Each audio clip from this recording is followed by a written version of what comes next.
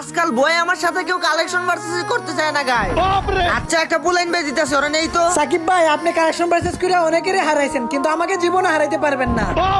আরে কি বলো ভাই, তোমার কি মাথা ঠিক আছে? তুমি জানো না আমি কালেকশন ভার্সেস কি? তো কি হয়েছে, আমি কি আপনাকে বই পাই নাকি?